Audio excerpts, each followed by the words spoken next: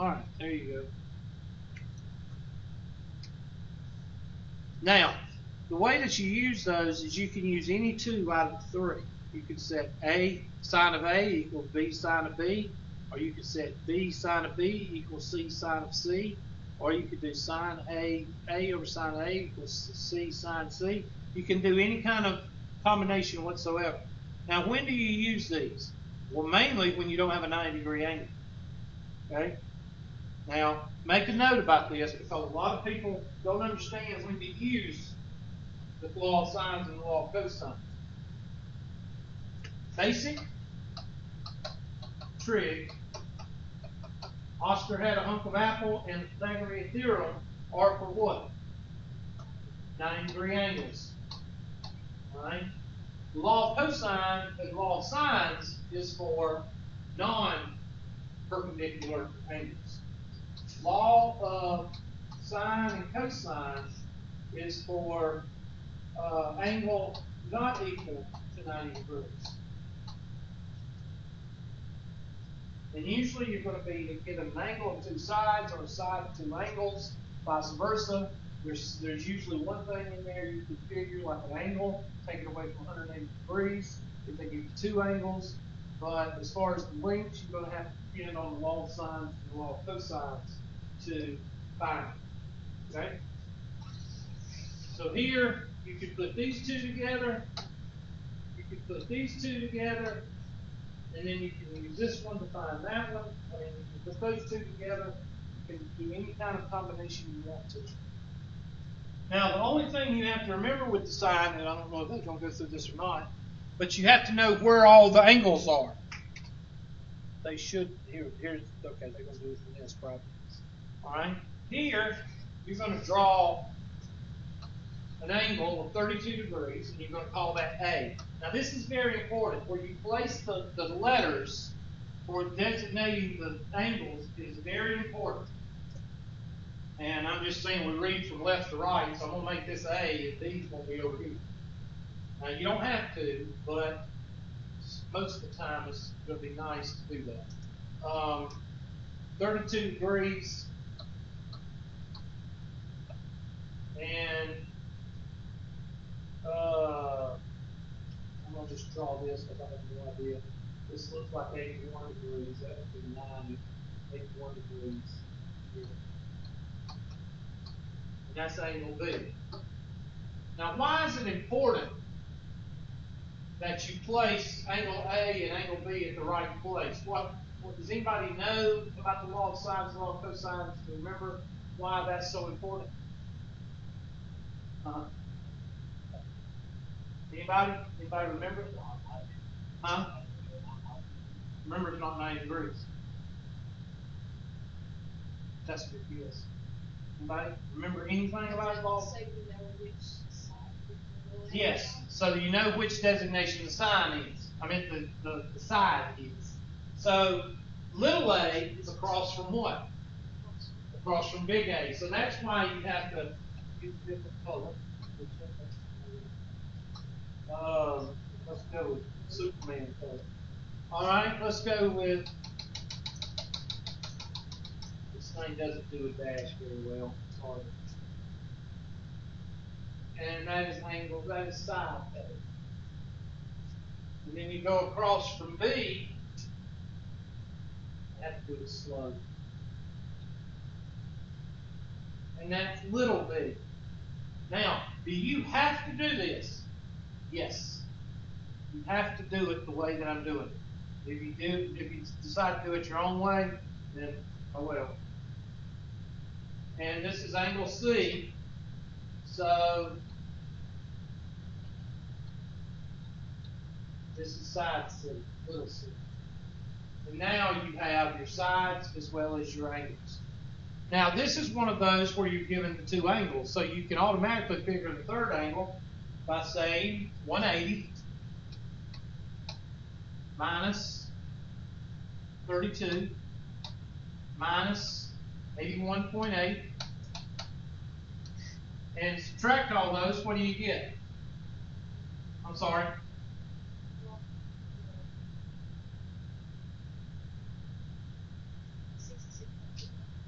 So angle C is equal to 66.2 degrees.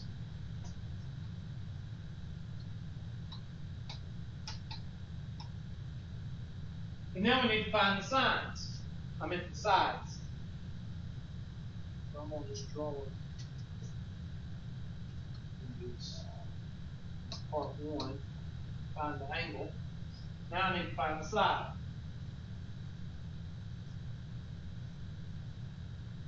So somebody pick a side. D. Right, you want to find D.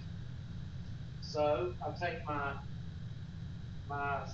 wall signs and cosine, and I say A over sine of A equals B over sine of B equals what? C over sine of C.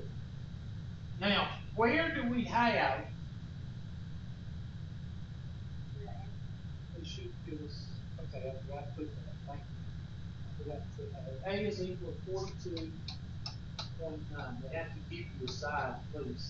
Okay, so we have angle. We have side A. So we got this right here, and we could set this equal to either one of these. Doesn't matter. So you said D, right? So we're gonna use D. We're gonna set it equal to D. So plug and chug. I want y'all to do that. And the reason I want y'all to do it is I want y'all to see how easy it is to use the law of sine and cosine. I remember when I was in trigonometry, this was the section that I understood. I actually understood this section. I understood what they showed me, and I understood how to plug and chug it. That's all.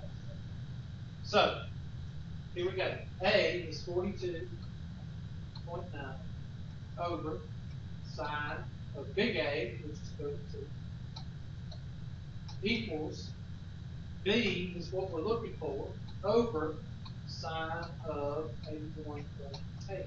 Now what are you going to do? Cross multiply and solve for what?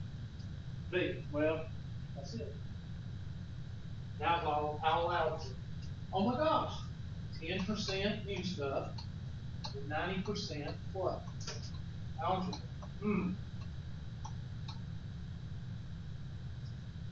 So 42.9 times the sine of 81.8 is equal to B times the sine of 32. And what are you going to do now? Divide B by the sine of what? So the actual answer is all of this.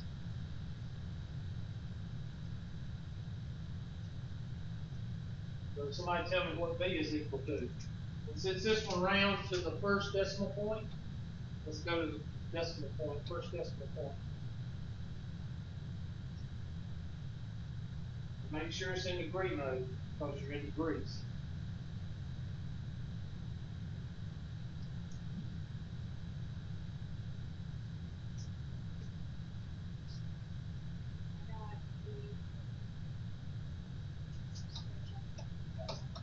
Okay? Now do C. I'm going to let y'all do C. Now you can pick either A or B now.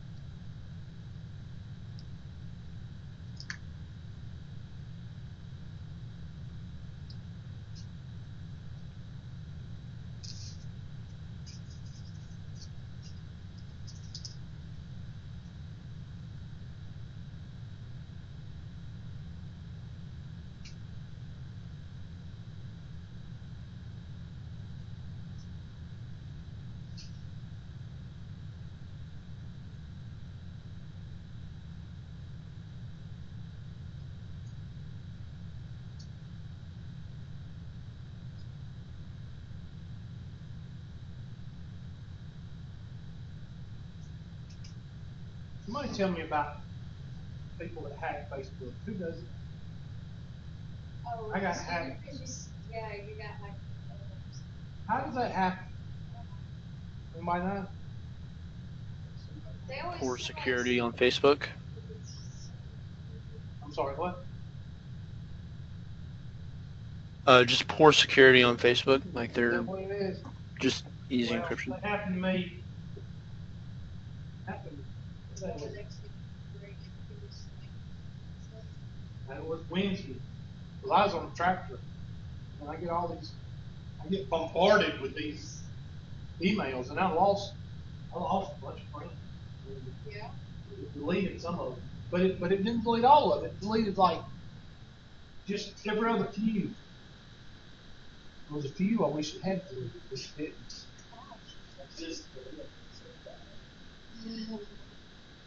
I'm not, I know, but anyway, I think it deleted you. Huh? Yeah. Your mom had.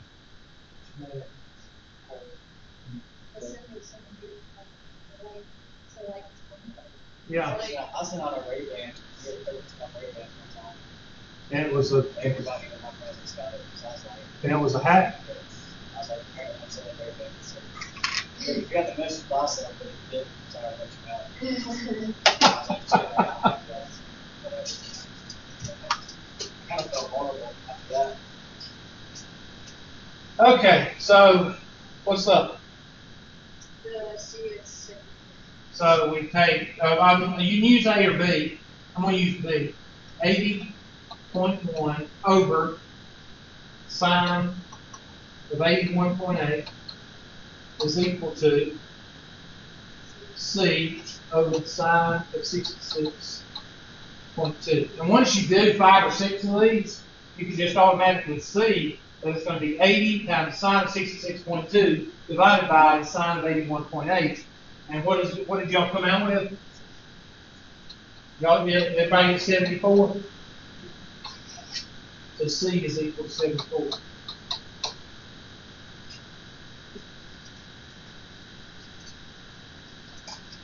Okay.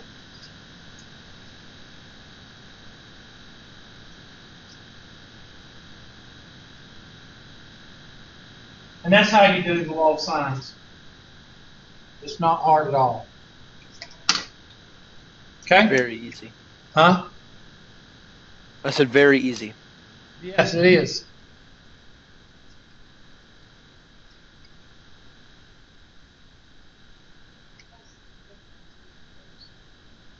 All right, try this one. Then we'll move on to cosines, because cosine is just as easy. Two stations are on an east-west line, 110 miles apart. That's just all right. Forest fire is located on a bearing of 42 degrees east from the western station. Western station, 42 degrees. And a bearing of 15 degrees from station B. How far is the fire from the western station? Okay, first of all, you know that this is 90 degrees right here. Everybody see that? Everybody see that's 90 degrees? So what's this angle right here?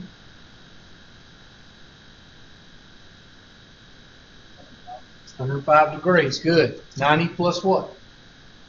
90 plus 15. So this angle right here, so I'm just going to draw this triangle like this. Get rid of all the northern arrows. And I'm going to put 105 degrees here. And that 105 is angle B. And A, what are you going to do there? Well, what's this angle right here? That's 48. So that is 48 degrees. Now you can get started. Now you got one distance somewhere, and that's right here. Now you got to find out which one that is. Well, this side over here is what? A. This side is what? B. So this is angle C. So this is side what? C. So you've got to find angle C. That's the first thing you got to do, because you got to have angle C with distance C. That's the only distance you got. You have to have a distance.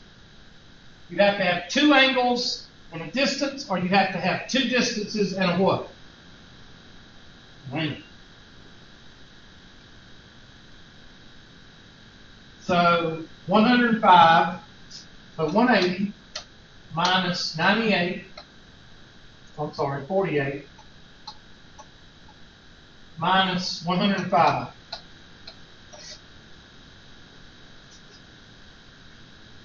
$27 degrees.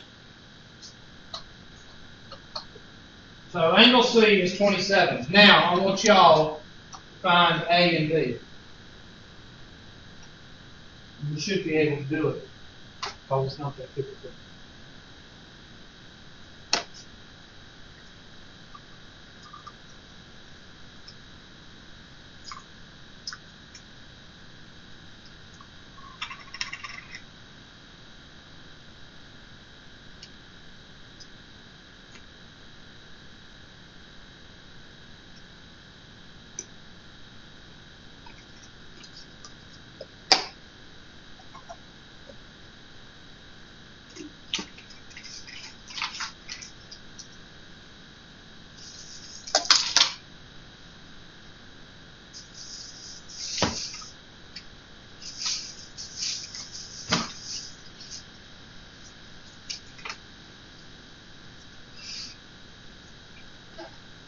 So would you say that on a test situation it would be much safer to stick with using C, since we know pretty much for sure that we have that one right in there, so calculation to do that. It's up to you. Just make sure you do the math out.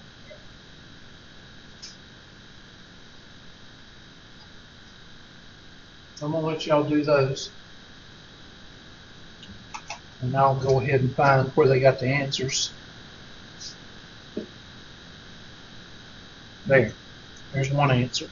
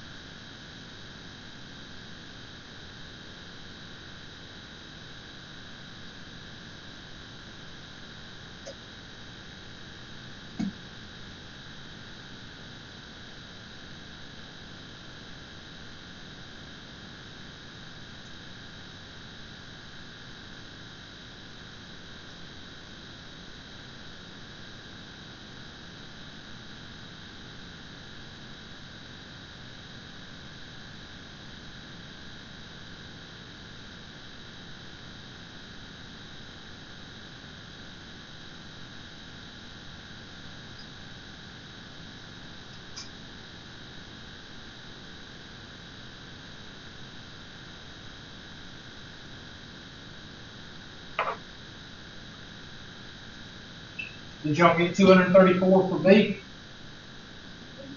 Okay, and for C, or they may not get. I mean, for A, they probably don't want it. No, they don't. Here they're giving you some ambiguous cases, but that's not a big deal. I'm going to jump over to cosine, so you can see how to do cosine. It's still about the same way. It's not a big deal. Let's see. Well,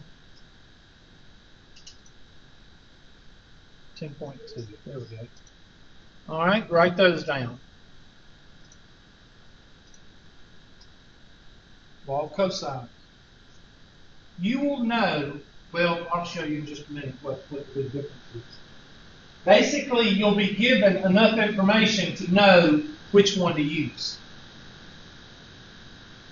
But you won't know until you label your triangle. Sometimes they're going to give you half of a triangle. You need to finish labeling it like we did on the last couple. Okay? If they give you side C and angle C, then, or they give you angle C, you're going to be using this one. Hold on. I hit backspace. Really?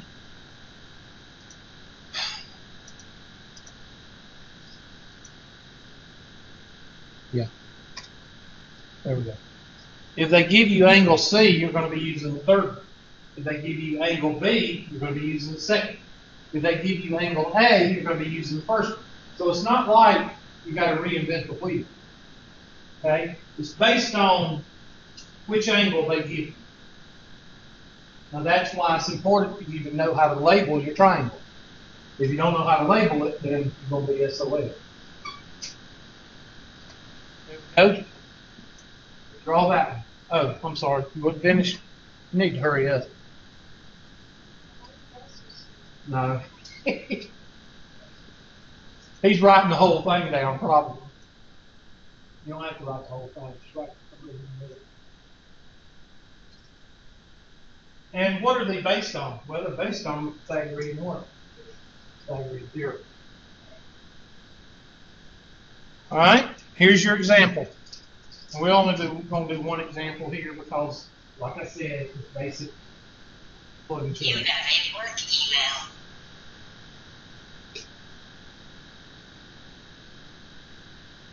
Now I'm going to go ahead and do the first part because they give you angle A. So you're going to use the first one. They're probably going to put there. Well, there it is. Angle A right here. See? They gave you angle A, so you're going to use law of cosine, first law of cosines. And then you're going to plug in what? Plug and chug. Don't look at the screen. I want you to go ahead and plug and chug and do it on your paper. Do it with your calculator and see if you come out with the same answer they did.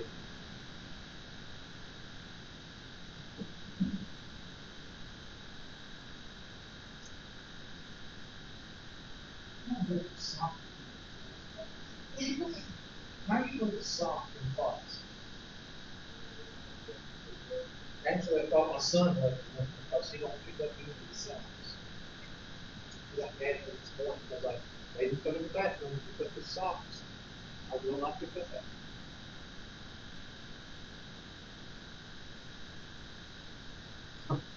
This is that's he's in the airport trying to get away from that.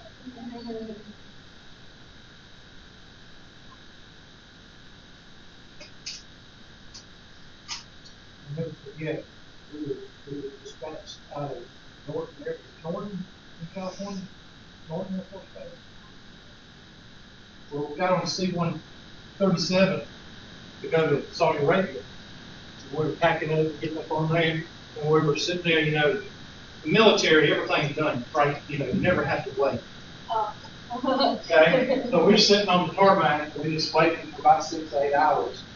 And of course, when you do that, didn't have phones, but you didn't have games on your phone to replace page. That's all you did, replace page. Yeah, you get miles to do it. And make a long story short, we watched as the sun come up. We watched the barracks at the Air Force, the little lady shooting a car. And I'm like, really? And I took a picture. I got a picture of it somewhere. They had it made. We had it made on the first floor, made on the second floor, and made on the third floor. Most of the barracks were three floors. I said to myself, I joined the wrong branch. Mm-hmm. That's what everybody ever did for the Air Force says. They joined the Navy or they joined the Air Force? Even the Navy says that Air Force stuff. Yeah, that's pretty sad. Air Force are a bunch of school guys, all babies. But there ain't nothing better in the desert to see than a warthog. A110. Ain't nothing better to see, thankfully. But back in the Desert Storm, we love those warthogs. I saw one of them. I love watching the videos and sounds. Oh God, when that minigun goes off, oh my gosh, a 50 caliber mini. Can you imagine that? A 50 caliber minigun. The Warthog is nothing but an arsenal with wings. I seen it. We were at place called Kanjar, and there was like 50, 100 Russian tanks there, and those warthogs would hit those tanks, and the turret would just go up and flip like 5 or 6 times, and land, and the nose and the barrel would stick in the ground. Of course, there's 2 or 3 people in there, Russians in there, but they would go up and then stick in the ground, kind of like watching the Hulk, when the Hulk beat up those tanks in the middle of the desert. Kind of like watching that. Why don't they make a new Hulk movie? I don't know. Because those first 2 really sucked. The first 2, even though there's 3 He's just already established as a character like that, so it'd be kind of a waste of establishment. Yeah, it's Kind of like a waste of 2 people being in the Avengers that really don't need to be there. See, but like they didn't get their own movies. They don't deserve their own movies. Like what's his favorite girl ever was like the first Thor movie, and then the hot chick was the Iron Man too. Wait, Hawkeye was the which one? Steve Rogers the Oh yeah. With I his, remember that now. with his little bow that springs out. and the whole. I watched on Varsity. I watched Justice League, then I watched the Pain Bangor. Yeah, I call it I thought Bangor. you said you were boycotting that movie. No, I said I wouldn't pay for it. That's how I. That's a good movie. That's me. I don't even have it is to. good. I don't even have to be mad. I'm still gonna watch it for free. Yeah. Well, yeah, I don't mind watching it for free, but I'm not giving. What's the Hulk guy? What's his name? Rangy. I'm not giving him any money. I'm not giving Iron Man any money either. So maybe we'll jump away. I like Green Hulk, and I like Thor. I don't like Banner. That's who I don't like. Yeah, he's one of the left-wing legends. I ain't got no use for him. He's one of those Hollywood stars that don't live in the real world. He believes in unicorns and marshmallow clouds. So, they take the angle, they put it right here, 2 times B times C, and again, 10% new stuff, 90% algebra and math. So, I'm not going to spend a lot of time on that. Now, if I give you 10 problems on your last test, 2 or 3 of them will be law of sines, 2 or 3 of them will be law of cosines, and then 2 or 3 are going to come out of 10.3, which is what we really need to get into, which I'm trying to save now in the next class so we can spend more time on it. Okay? So, I don't even know this. I only got like 15 minutes or 5 minutes left. So, let me just go ahead and show you. Huh? Well, once you find one, you can go back in, and then you can use your law of sines to find your angles. You only need to find one angle because the third one you just subtract from 180 or 90. No, 180. I'm sorry, 180. Okay, here's the section we're going to start on today. We're just going to start on it, and then Thursday we'll.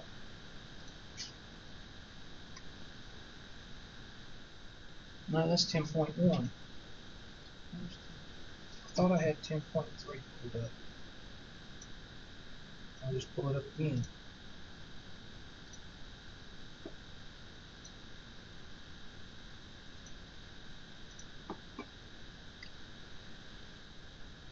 All right, make sure you write this down. If you've never had vectors before, then you need to write every single word down. Because a vector gives you 2 things. Magnitude and what?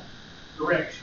Magnitude is another 10-cent word for length or value. Okay? If you're talking about pounds, then 10 pounds is your magnitude. Magnitude is another way to say measurement. Okay?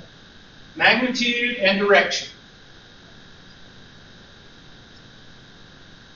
Oh, I didn't know you had 10 pounds right there. So if I have a vector of newtons, the magnitude is newtons. Direction is always in degrees.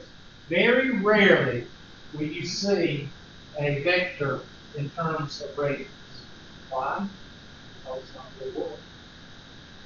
most of the time you will see your vectors, especially in real life application word problems, you're going to see them in degrees.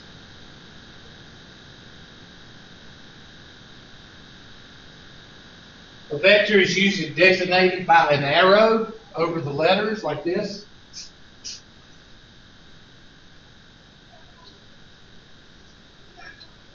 So vector AB would be, I don't know. 1 minute it does this, 1 minute I can write on it, the next minute I can't. I don't know. Like I said, it's Russian stuff. AB would be like that, where this is A and this is B. So vector AB is equal to 10 pounds at 30 degrees. Magnitude, direction.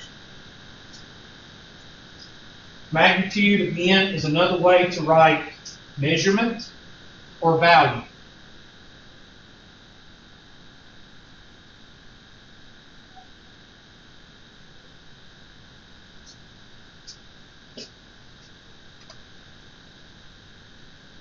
Okay, what about an opposite vector? Opposite vector means that, and this is true, and I've tried to teach y'all this, well, in algebra I tried, Mr. Barnes can verify this. In math and science,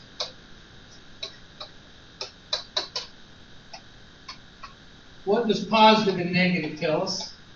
It tells us one thing. What is that? Direction. If I tell you that you are minus $500 in your bank account, what does that mean? It means below zero. If I tell you you're 500 meters below sea level, negative 500, that would mean that negative under sea level. If I tell you -6 on a number line, what is that? To the left of zero. Anytime you're dealing with math or science and they give you a positive or a negative, it's going to have something to do with direction. A lot of people say value. Nope. It has to do with direction. So if I give you OP going in this direction, then negative OP would be what? Going in another direction. The magnitude does not change. All right? Now, one thing you have to remember about vectors. If I give you a vector going OP right here, OP, and I tell you that that is 10 pounds, the magnitude is 10 pounds, and the angle is 30 degrees, then how would you write negative OP? Well, what's 180 plus 30? 210, Hubert. That's right, class. 210 degrees and 10 what? That's negative. So you've got to remember to orient yourself, and see that's what a lot of people are not oriented with this. Okay? They'll say, oh, this is negative 30. Well, negative 30 sits over here. That's negative 30. So you can't say negative 30. You got to remember, the vector dictates. You don't. The vector dictates. When you're in physics or you're in calculus and somebody tells you that there's a vector going in this direction, buddy, nothing's going to change that vector. Nothing. You can't change it. The teacher can't change it. There's no law that's going to say, oh, well, we can put it from this. No. If you've got a vector going this way, then the other vector is going that way. The negative vector is going the opposite direction. Okay?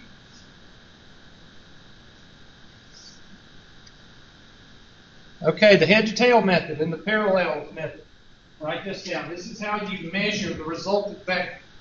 What is the resultant vector? The resultant vector is the product of two vectors.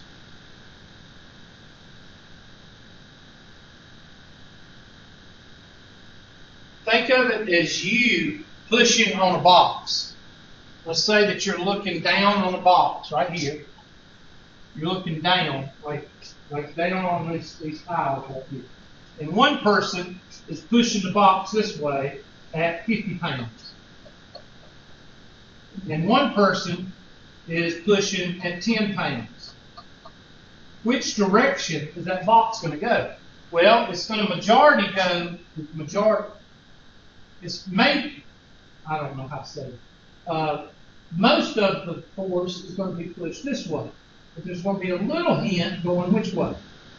This way. So you probably have something going like that. Okay? And that's called the resultant vector. Another way to show it is like this. Take your 50 pounds and your 10 pounds. 10 pounds is right here. 50 pounds is right here. And the resultant vector, if we do it in blue, using the head-tail method, the resultant vector is right there. Now, does it matter how long these vectors are in your nose? Yes. You don't draw a 50-pound vector and a 10-pound vector the same length. Okay, that's the whole point of a vector. All right? You got to show one of them shorter than the other. It doesn't have to be the scale, but you got to make sure that one of them is shorter than the other. Or you can do this. Draw a copy of A up here, and a copy of B over here, and bisect the corners, and that's the same thing as the head to tail. Now, I don't think they call it head to tail, do they? Place the initial point of B at the terminal of A, blah, blah. This is called head to tail. When you walk into a physics class, they're going to assume that you know head to tail. Of course, the theory class won't call it that. But that's what head to tail is. First one's head to tail. The second one is parallelogram. Capiche? All right, we're going to stop there. That's a little bit of intro. When we come back, we're going to start actually doing the resultant vector, finding the magnitude of the vector, using Pythagorean theorem, and all that good stuff. Okay? Y'all need to work on 10.1 and 10.2 homework. Get all your other stuff done too, okay? Alrighty, sounds good. Y'all have a good one. Yep, you too. See y'all Thursday. too.